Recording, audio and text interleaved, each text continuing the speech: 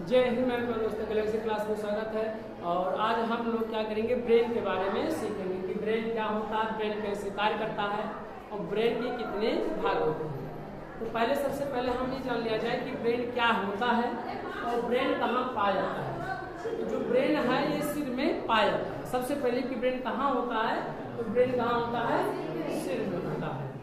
ये ब्रेन का कार्य क्या है, ब्रेन किससे मिलकर बना होता है, ब्रेन की कोशिका का क्या नाम है, इन सब चीजों के बारे में हम लोग क्या करेंगे, आज जानेंगे। तो पहले नंबर ब्रेन क्या है, तो ब्रेन को हिंदी में क्या कहते हैं, मस्तिष्क कहते हैं। मस्तिष्क का क्या मुख्य कार्य होता है, सोचने विचारने की क्षमता का, सोचने विचारने की क्षमता को बढ़ाना, सोचने विचारने को बढ़ावा देना, यही ब्रेन का क्या होता है, मुख्य कार्य होता है। और किसी कार्य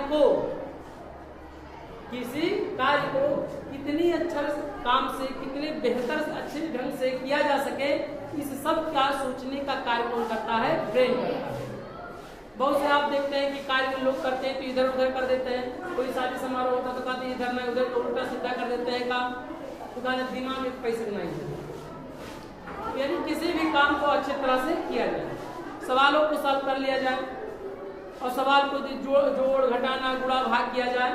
और तभी कुछ लोगों का आप देखते हैं कि सवाल को सॉल्व नहीं करते, कितना भी समय समझाया जाए तो उसे हम लोग क्या करते हैं, कितना भी समझाया जाए तो उसे सॉल्व नहीं करवाया जा सकता। ऐसे कुछ बच्चे होते भी कि कितना भी समझाया जाए, लेकिन अब वही जो ब्रेन यानी मस्तिष्क है, यदि मनुष्य के शरीर में से अगर ब्रेन को निकाल कर रख दिया जाए तो आदमी केवल मात्र उसका शरीर रह जाएगा और पूरे शरीर को कंट्रोल जो कार्य करेगा वो कुछ नहीं कर पाएगा। यही अर्थात क्या करता है, ब्रेन करता है। यदि जैसे कंप्यूटर है, कंप्यूटर में से सीपीयू को अलग कर दिया जाए तो वो टीवी से क्या हो जाएगा, बेकार हो जाएगा। तो टीवी हम लोग देखते हैं ना, उससे भी क्या हो जाएगा, खराब हो जाएगा। यानी कंप्यूटर का जो ब्रेन है क्या है, सीपीयू। ऐसे हमारे शरीर का जो मुख्य भाग यानी कुछ मशीन का मुख्य पार्ट जो है वो हमारा क्या है, ब्रेन है। ये ब्रेन हमारे मस्तिष्क से निकाल कर रख दिया जाए तो ये गत्ते की तरह हो जाएगा, पूरा शरीर क्या हो जाएगा, गत्ता हो जाएगा। और मस्तिष्क जब नहीं रहेगा तो आप जानिएगा कि कैसे लोग पागल, वही नाम, जबकि जिसके पास ब्रेन में यानी ब्रेन नहीं रहता है तो या ब्रेन है मस्तिष्क। ऐसा नहीं कि मस्तिष्क ना रहे, मस्तिष्क रहता है उसके भी, लेकिन वह सुचारू रूप से कार्य नहीं करता। और जब मनुष्य का ब्रेन सुचारू रूप से कार्य नहीं करता है तो वह आप एक पागल की बात क्या, यानी हम लोग कह सकते हैं कि आप पागल की श्रेणी में आ गए। यदि ब्रेन ना हो तब, ये ऐसा नहीं कि उसका सिर है तो उसके ब्रेन नहीं होगा, ब्रेन तो होगा लेकिन उसमें सोचने की जो क्षमता है, सोचने विचारने की क्षमता वह नहीं रहेगा। और अगर शरीर से ब्रेन को निकाल कर रख दिया जाए तो शायद हम इसके सामने, आपके सामने वीडियो जो बना रहे हैं, ये शायद ही हम ना कर सकते। वो स्वयं कोई दूसरा बनाता अलग बात है, लेकिन स्वयं नहीं वो बना पाता है क्योंकि उसके सोचने विचारने की क्षमता नहीं रह जाती। तो यानी ब्रेन हमारा क्या है, हमारे शरीर का बहुत महत्वपूर्ण क्या है, अंग है। अगर इसी को ब्रेन को रख दिया जाए बाहर निकाल कर तो ना तो हम आपको पहचानेंगे, सबका अगर ब्रेन है ना तो आप हमें पहचानेंगे ना हम आपको। हाँ, आपके पास ब्रेन है तो आप पहचानेंगे हमको, लेकिन हमारे पास ब्रेन अगर बाहर निकाल कर रख दिया जाए तो हम आपको पहचानेंगे नहीं। वस्तुओं को देख नहीं पाएंगे, सुन नहीं पाएंगे, सोचने विचारने की क्षमता नहीं रह पाएंगे। तो यानी ब्रेन हमारे शरीर का क्या है, बहुत महत्वपूर्ण क्या है, ठीक है। तो चलिए हम लोग स्टार्ट करेंगे कि ब्रेन क्या है।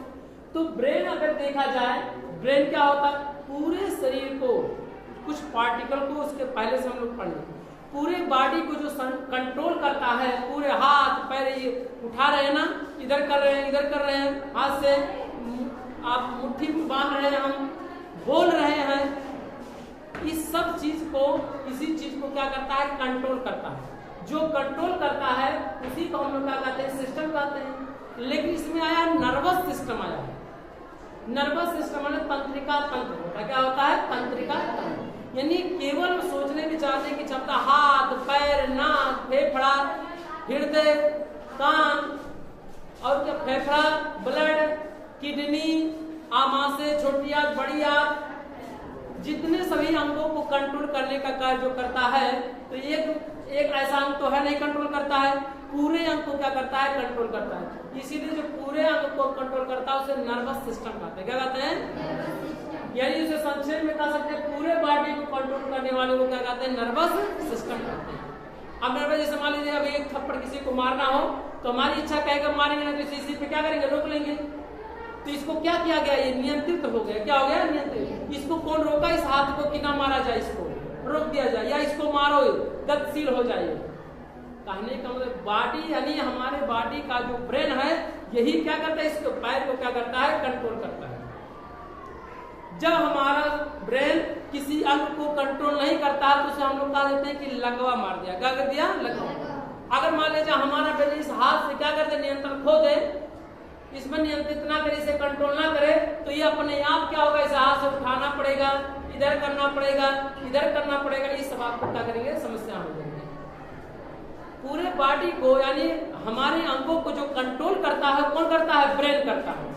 किसी को मारना है तो हाथ उठाएंगे, तो उठाने के लिए कौन, ब्रेन। और ना मारा जाए ये कौन रोकेगा, ब्रेन।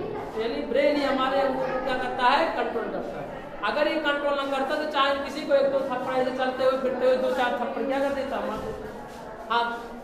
तो हमारे मान लीजिए शरीर के बहुत से अंगों को कभी वह कंट्रोल नहीं करता। ये एक साइड में जैसे कहते हैं लकवा कर देते हैं, सर्वाइकल भी कहा जाता है, कभी कभी हाथ पैर या गोड़ आपका देखते हुए एक उठता नहीं है। क्यों? क्योंकि ब्रेन इसको क्या करता है, कंट्रोल से क्या करता है, बाहर कर देता है, मैंने इसको कंट्रोल नहीं करता। अगर ब्रेन इस पैर को कंट्रोल नहीं करेगा तो ना तो आप इसे उठा पाएंगे, ना पटक पाएंगे, ना कुछ कर पाएंगे।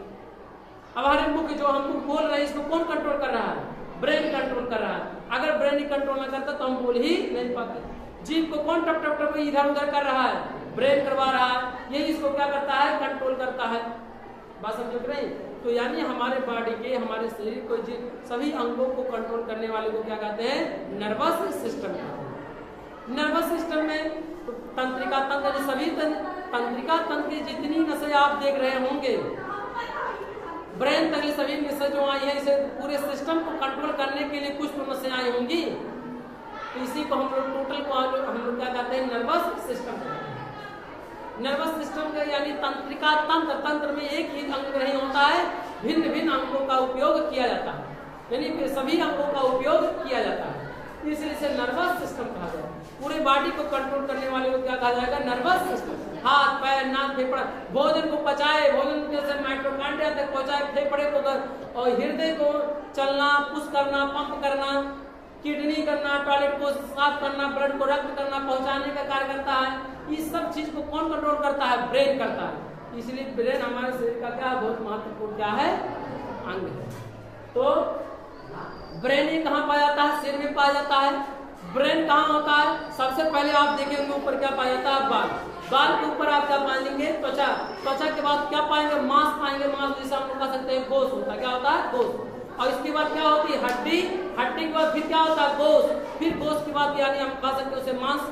और मांस के नीचे क्या होगी, एक झिल्ली पाई जाती है, और उसी झिल्ली में ब्रेन क्या होता है, पाया जाता है। तो जो हड्डी होता है, 8 हड्डियों का क्या होता है, समूह होता है, और 8 हड्डियों को क्रेनियम नामक क्या कहते हैं, हड्डी कहते हैं। इन 8 हड्डियों के समूह को क्या कहते हैं, क्रेनियम नामक क्या कहा जाता है, हड्डी का। एक हड्डी को क्रेनियम नामक हड्डी कहा जा रहा है, यानी उस हड्डी में कितने हड्डी हैं, 8 हड्डी। 8 हड्डियों के समूह को ही क्या कहा जाता है, क्रेनियम नामक हड्डी का कहा जाता है, क्रेनियम। इसीलिए कहा जाता है सिर यानी खोपड़ी में कितने हड्डी होते हैं, 8। सुनिए, 8 हड्डी क्रेनियम नामक हड्डी में जैसे कपार कहा जाता है, क्या कहा जाता है, कपार। ये 8 हड्डियों का क्या होता है, समूह होता है। और इसी 8 हड्डियों के नीचे क्या होता है, अगर ऐसे इस तरह से किसी के ऊपर लाठी डंडा से मार दिया जाए तो पहले क्या फटेगा, पहले चमड़ा, इसके बाद क्या होगा, मांस, इसके बाद क्या, हड्डी, हड्डी के बाद क्या होगा। और जो झिल्ली जिस झिल्ली में बंद होता है उस झिल्ली का नाम है मेनिनजॉइट हड्डी। मेनिनजॉइट झिल्ली पाई जाती है। कभी कभी चोट लगने पर मेनिनजॉइट हड्डी क्या हो जाती है, क्षति हो जाती है, घात हो जाता है, चोट लग जाता है, तो उस व्यक्ति को मेनिनजॉइट नामक क्या होती है, रोग हो जाता है, मेनिनजॉइट नामक रोग हो जाता है। अब कभी कभी देखेंगे किसी का चोट लग जाता है तो कभी देखते हैं अपने आप क्या होता है, बेहोश हो जाता है। कभी कभी आज अक्सर करके देखिए, अनाप शनाप कभी छोटे बच्चों पे गिरा होगा तो बड़े होने पे धीरे धीरे कभी कभी वो बेहोश हो जाता है। कभी मतलब उसका हाथ पैर किसी तरह से क्या करेगा, कार्य करना क्या कर देगा, बंद कर देगा। ये सब आप देखेंगे मेनिंजाइट नामक रोग में आ जाता है लगभग करके। मेनिंजाइट नामक यानी ये क्या है, एक झिल्ली है और इस झिल्ली के क्षति होने पर, चोट लगने पर मेनिंजाइट नामक क्या जाती है, रोग हो जाती है। क्या होता है, रोग होती है। कौन सी रोग, मेनिंजाइट। किसके क्षति होने पर, मेनिंजाइट। जैसे आप कभी मोबाइल आप देखे होंगे, मोबाइल में आप ऐसे मोबाइल नहीं रखे जाता है। पहले मोबाइल क्या होगा, एक पन्नी में रखा जाएगा, फिर पन्नी में उसे क्या करेंगे, थर्माकोल में क्या किया जाए, रखा जाएगा। इसके बाद उसके ऊपर क्या चढ़ा जाएगा, कवर चढ़ा जाएगा। फिर इसके बाद क्या किया जाएगा, गत्ता रखा जाएगा। फिर गत्ते के ऊपर क्या लगाया जाएगा, पन्नी। फिर टेप मान क्या करेंगे तब, जिससे उसे रगड़ने से बचाया जा सके, टूटने से क्या बचाया जा सके। ऐसे ब्रेन भी है। ब्रेन भी क्या है, एक झिल्ली में पहले क्या है, बंद है। उस झिल्ली का नाम है मेनिंजाइट नामक झिल्ली। कौन सा है, मेनिंजाइट नामक झिल्ली। इसके बाद क्या पा जाएगा, मांस। मांस के ऊपर क्या पा जाएगा, हड्डी। हड्डी में क्या पा जाएगा, फिर मांस पा जाएगा। फिर क्या पा जाएगा, त्वचा पा जाएगा। इसके बाद क्या पा जाएगा, जल मतलब बाल पा जाएगा। क्या पा जाएगा। अब ये इतने महत्वपूर्ण अंग है, तो इस अंग को सुरक्षित भी करना क्या है, जरूरी है ना। तो ऐसे मान लीजिए बाहर ही होता तो कोई हाथ से पकड़ता कोई बच्चा और चाहे झगड़ा करता तो पकड़ के वही दबोच देता। बस पगले ठाकुर घूमते रहो, घूमे यार मार के, हाथ में कंट्रोल नहीं रह पाता। बिना चड्डी पड़ने वाले उघारे से सब पूरा दुनिया घूमते ऐसे। लेकिन कहा मनुष्य या प्रकृति ने, ईश्वर ने बाहर नहीं दे रखा। ये बहुत महत्वपूर्ण अंग है, इसीलिए इसको अंदर क्या है, मनुष्य ने यानी प्रकृति ने रखा है। यदि ये बाहर होता लटकता तो तुरंत लेके तुम क्या करते, भागने लगते कि ये ले लो, बात खत्म। जैसे कंप्यूटर का सीपीयू निकाल के रख लो, कैसे बेकार रहेंगे। तो इसे हमारे शरीर का ब्रेन बहुत महत्वपूर्ण है। अगर कहीं वो बाहर होता है तो उसको क्या करते, लोग डबोड़ देते, तोड़ देते, फोड़ देते। फिर बाद इसके बाद उसी में भर उगा रहे न तो हाथ उसका पैर ना तो काम करता, खैर चाहे वहां से काट डाला तो नहीं तो कहीं कान में डालता हो। ठीक है, आगे और क्या है, ब्रेन की कोशिका क्या नाम है। तो ब्रेन की कोशिका को हम लोग तंत्रिका, अगर कहा जाए तंत्रिका कोशिका भी कहा जाता है।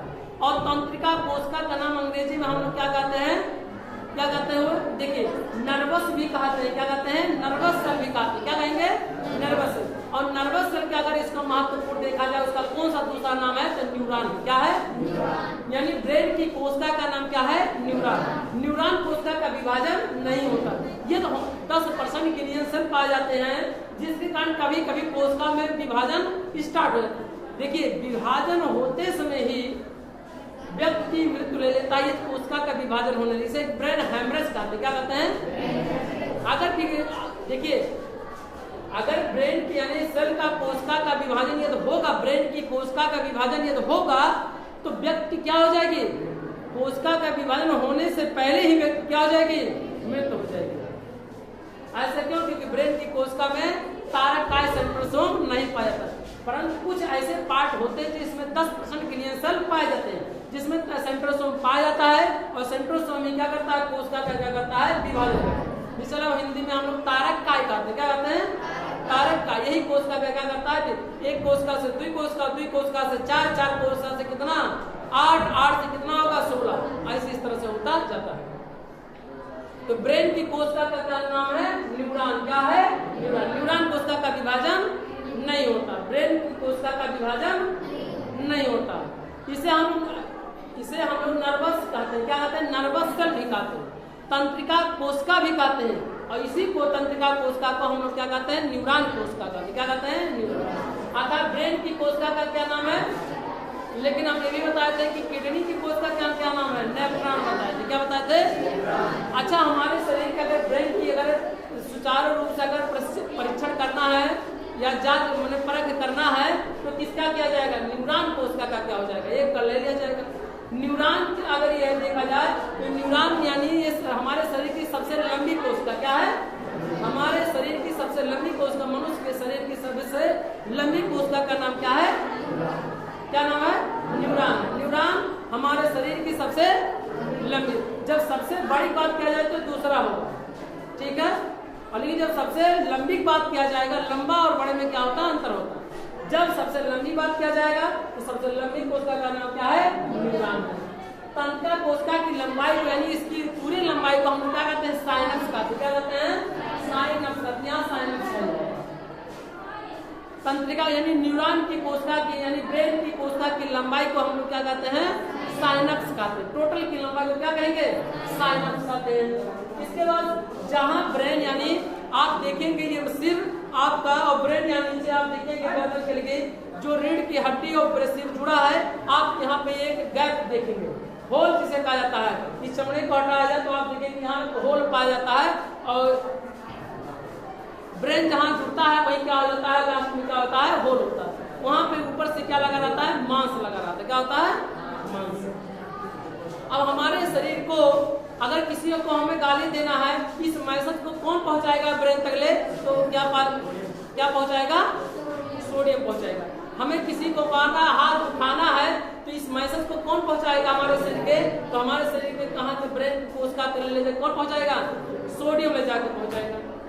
आप कभी कभी देखे होंगे गर्मियों के दिनों में, कब, जब हमारे शरीर के पसीना का होता है, जिस दिन बहुत ज्यादा गर्मी होते उस दिन बच्चे या बुजुर्ग हों या बूढ़े हों, आप अक्सर देखे होंगे कि बेहोश हो जाते हैं। ऐसा क्यों, क्योंकि जब हमारे शरीर का जब पसीना निकलता है तो पसीने के साथ साथ आप चीखे होंगे तो नोनखाट टाइम में पसीना लगता होगा। अर्थात उसमें क्या है, सोडियम है, अर्थात क्या है, नमक है, उसमें नमक का गुण है। अर्थात सोडियम हमारे शरीर में पसीना निकलने के साथ साथ हमारे शरीर से सोडियम भी क्या जाता है, निकल जाता है। और जब हमारे शरीर में सोडियम निकल जाता है तो ब्रेन तक संदेश को पहुंचाने, क्योंकि संदेश किसके द्वारा पहुंचेगा, संदेश को पहुंचाने का कार्य सोडियम करता है, लेकिन सोडियम क्या होगा, पसीने से के साथ निकल जाता है और जिसके कारण क्या होता है, ब्रेन सही से कार्य करना बंद कर देता है और व्यक्ति को चक्कर आने लगता है और व्यक्ति ध्यान से क्या होता है, नीचे गिर जाता है। और इसी कमी को, जल की कमी को डिहाइड्रेशन भी कहते हैं। क्या कहते हैं, जल हमारे शरीर में या जल की कमी को क्या कहते हैं, डिहाइड्रेशन। आप अभी देखे होंगे पेट में आप किसी का कोई खराब होता है, 10 किसी को होता है तो शरीर में पानी क्या हो जाती है, कमी हो जाती है। 2-4 बार उल्टी कर दिया तो आप कहेंगे ग्लूकोज चढ़ाना ही पड़ेगा, तभी व्यक्ति क्या होगा, सही होगा। ऐसा क्यों, क्योंकि हमारे शरीर का उल्टी के माध्यम से पेट खराब हो जाने की वजह से हमारे शरीर की में जो जल की क्या हो जाती है, कमी हो जाती है। इस जल की तत्काल पूर्ति के लिए क्या चढ़ाया जाता है, ग्लूकोज चढ़ाया जाता है। और ग्लूकोज में क्या होता है, हम लोग जानते हैं ग्लूकोज से ही शरीर को क्या पीने मिलता है, ऊर्जा प्राप्त होती है। तो ग्लूकोज चढ़ने से हमारे शरीर में क्या होता है, जल्दी बिना खाए पिए जल्दी ताकत भी आ जाती है और सभी अंगों को कार्य करने की क्षमता भी आ जाती है, जिसके कारण तुरंत जल की कमी को दूर करने के लिए क्या चढ़ाया जाता है, ग्लूकोज चढ़ाया जाता है। तो गर्मियों के दिन में हम लोग जानेंगे कि क्यों लोग ज्यादा बेहोश हो जाते हैं, क्योंकि गर्मियों के साथ यानी पसीने के साथ साथ उसमें क्या होता है, सोडियम होता है। सोडियम में शरीर से बाहर निकल जाता है। हमारे शरीर से पसीने के साथ साथ सोडियम भी शरीर से निकल जाता है और सोडियम निकल जाने से हमारे शरीर में मैसेज और ब्रेन तक मैसेज पहुंच नहीं पाता है और जिसके कारण ब्रेन सही से कार्य नहीं करता। और ब्रेन सही से नहीं कार्य करता जिसके कारण आदमी क्या होगा, चक्कर आने लगता है और सिर दर्द करने लगता है, तो बैठ जाता है। कभी कभी व्यक्ति क्या होता है, बेहोश भी हो सकता है और इतर केस में देखा जाता है बेहोश भी हो जाता है। शरीर में जल की कमी को क्या कहते हैं, डिहाइड्रेशन कहते हैं। क्या कहते हैं, उसे हम लोग निर्जलीकरण भी कहते हैं। क्या कहेंगे, शरीर में जल की कमी को डिहाइड्रेशन कहेंगे अंग्रेजी में, और हिंदी में उसे हम लोग क्या कहते हैं, निर्जलीकरण कहते हैं। जो कहा गया जितने भी स्टैंड, अगर कहा जाए कि ब्रेन क्या है तो आप कहेंगे ब्रेन की कोशिका का नाम क्या है, न्यूरॉन। पहला नंबर ब्रेन क्या करता है, ब्रेन सोचने विचारने की क्षमता को क्या करता है, बढ़ाता है। किसी कार्य सोचने, दिखाने, बैलेंस बनाने का भी क्या करता है, कार्य करता है। और इस पूरे शरीर को, पूरे बॉडी को कंट्रोल करने वाले को क्या कहता है, नर्वस सिस्टम कहा जाता है। क्या कहेंगे, हिंदी में इसे क्या कहेंगे, तंत्रिका तंत्र कहेंगे। क्या कहेंगे, तंत्रिका तंत्र कहते हैं। नर्वस सिस्टम में हमारे शरीर का जो है ब्रेन सबसे महत्वपूर्ण क्या है, अंग। ब्रेन क्या है, सबसे महत्वपूर्ण क्या है। तो हम लोग अब इसके बाद ब्रेन के बारे में सीख लिए कि ब्रेन क्या है, मैसेज पहुंचाने का कार्य कौन करता है, ब्रेन तक मैसेज को पहचानने का कार्य कौन करता है, सोडियम करता है। सोडियम इसीलिए कभी आप देखते होंगे कि अगर शरीर में सोडियम की कमी होता है तो उसके चक्कर आने लगता है और साथ साथ में उसका शरीर में उसकी देखते हैं कि जल में नींबू और नमक को घोल के दिया जाता है, जिससे गर्मियों के दिनों में सोडियम पर्याप्त मात्रा में शरीर में बना रहे और जिससे सोचने विचारने या संदेश पहुंचता आराम से रहे ब्रेन करने। तो अब हम लोग नेक्स्ट वीडियो में हम लोग सीखेंगे ब्रेन के भाग। ब्रेन के कितने भाग होते हैं? 3 भाग होते हैं। तो हम लोग नेक्स्ट वीडियो में सीखेंगे। जय हिंद, जय भारत।